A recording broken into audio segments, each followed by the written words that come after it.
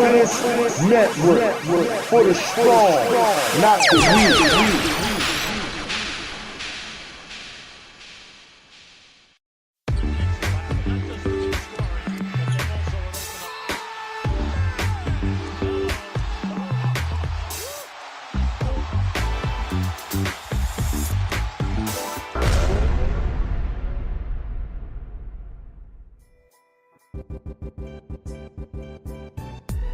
Hey, what's up, you guys? Welcome back to NBA Got Game TV, and as always, thanks for tuning in.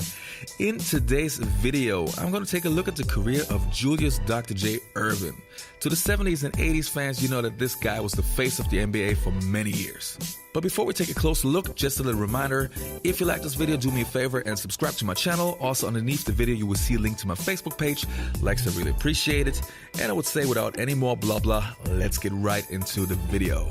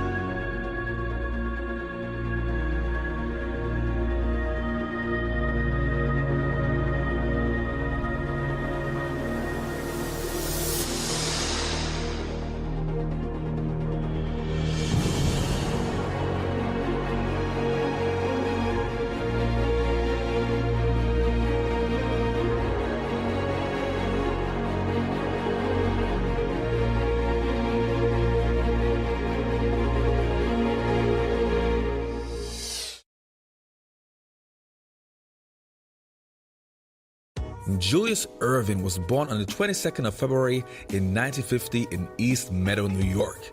Before Julius even touched an NBA basketball, he made a name for himself being a legend on the streets.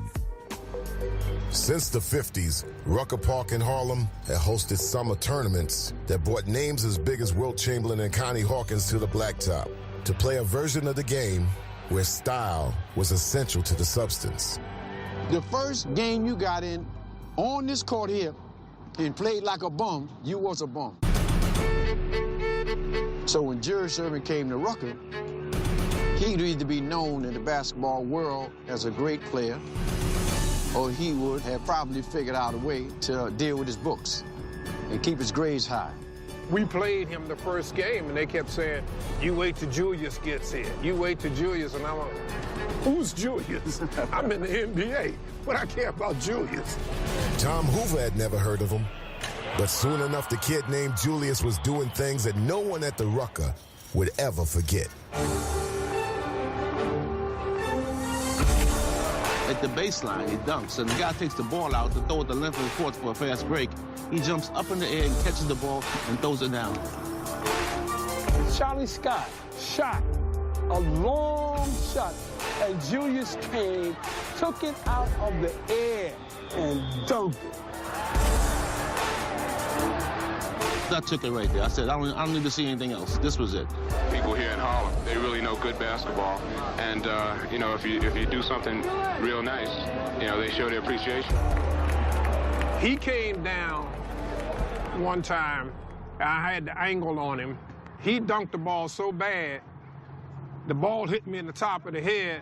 My teeth fell out on the ground. The crowd roared. I had scrambled to grab him off the ground and put him back in my mouth. That helped build his reputation. He had a sensational college career playing for UMass, averaging 20 points and 20 boards a game. When it came to the draft, it was way more complicated in the 70s, since there were two leagues, the ABA and the NBA.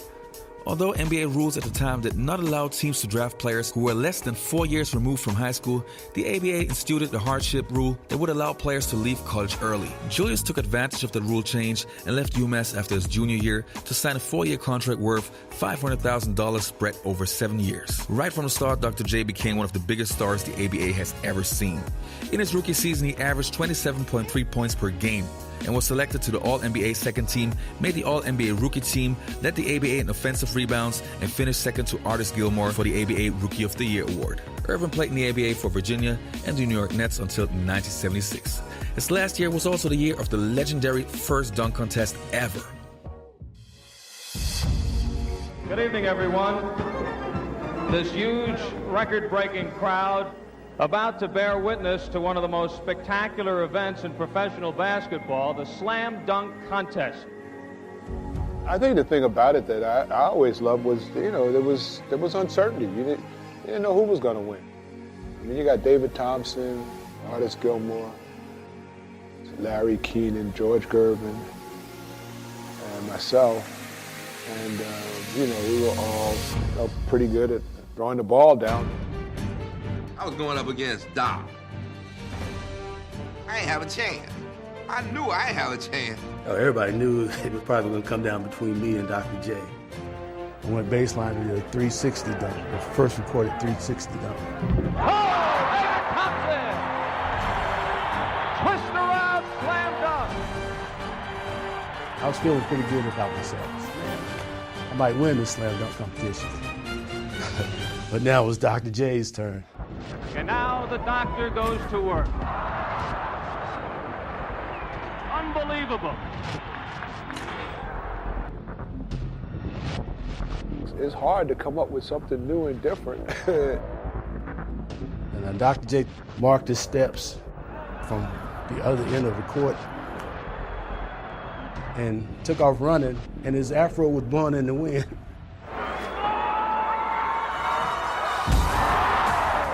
And that sends everyone reeling. Julius Erving. I wish I knew that much at that time to be able to say it would be as memorable as it was and it is. When the NBA and the ABA merged, many people were skeptical if ABA players could even compete in the NBA. That question got answered pretty fast. After winning 2 ABA championships, Irvin was putting up great numbers in his first year in the NBA. In his first NBA season, he made the All-Star game right away and was also the MVP.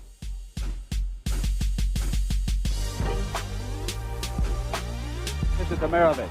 Oh, showtime to the doctor. Here comes the doctor. House call.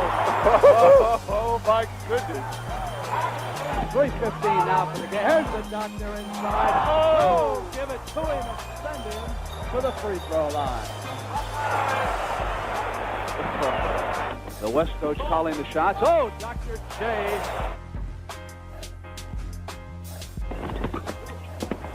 Collins to Julius. Oh! Watch this move right here.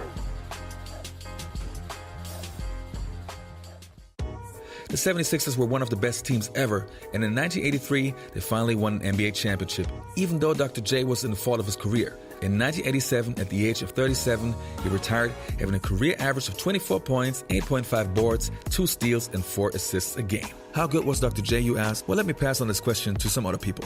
Without any doubt, the absolute greatest forward that has ever put on a pair of basketball shoes. Look right there, what that say? Dr. J.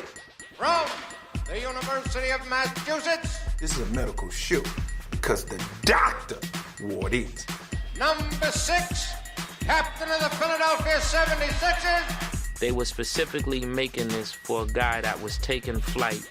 Julius, the Doctor Erving. Hi, I'm Julius Erving. Dr. J was such a superhero. There is Julius Erving. Look at that move. Oh! He was taking flight, man. Number 1 airline in the league for a long time. Everyone else, as well as myself, might as well get used to it. When Dr. J would take off, I mean, he was up there for some time. Leave the special effects to the singers and the dancers. His hair would always be flying in the back as he's flying through the air. Look out. I mean, it's the doc. It was an operation. It was, he was up in the ICU and he was bringing someone back to life. He was bringing the arena back to life and letting you know. And that sends everyone reeling. Julius Erving. Dr. J, aging very well. Here's another of my secrets. I never eat within 3 hours of a game. Such a beautiful man. Oh my gosh, he had great legs too. When he came along, his style just left an imprint that we'll never forget. So you guys, this was my video on Dr. J to the hardcore 80s and 90s and early 2000 fans. If you want to hear NBA stories from the players themselves, you can check out my new channel, the BTM, the Basketball Time Machine, which is a podcast with former NBA players talking about the 80s, the 90s, and early 2000s. Many stories on Dr. J, many stories on Larry Bird, on Michael Jordan, on Magic Johnson. We had Terry Cummings on the show. We had NBA legend Otis Birdsong. Mark Eaton is on the show. So many great guys. So if you want to check this out, just click on the link. And I hope you guys enjoy it, and I'll see you next time.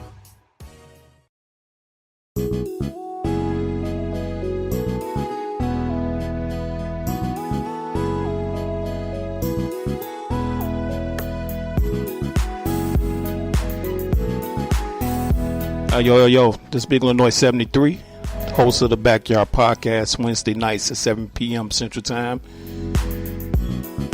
on the Built for This network. Check us out.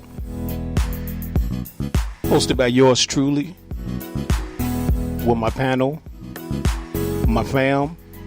We got the sister Kim Webb, the brother Dre MC1, the brother Anuliel, and the brother H-Rap B.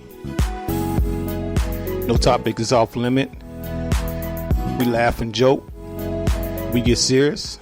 Try to be informative. Check us out. Once again, that's the Backyard Podcast, Wednesday night, 7 p.m. Central Time. Let's go.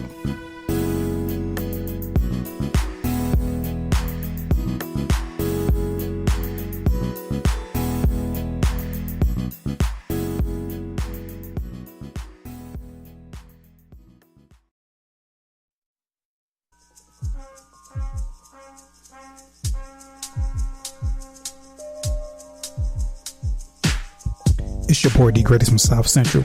Tune in on Sunday for Sunday Night Love Jones, 4 o'clock, 7 o'clock Eastern Standard Time. And on Mondays for Monday Night Love Jones, 4 o'clock, 7 o'clock Eastern Standard Time for good music, good conversation, and good vibes. It's all about the love. Yeah, man.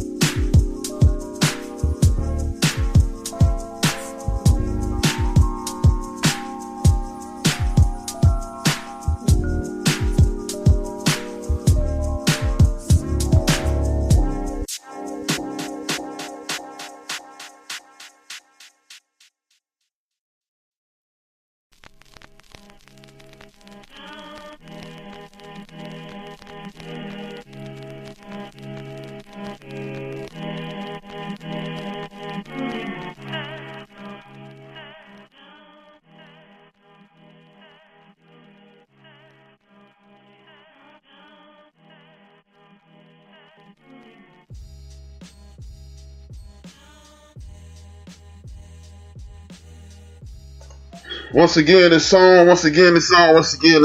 Thank you for tuning in.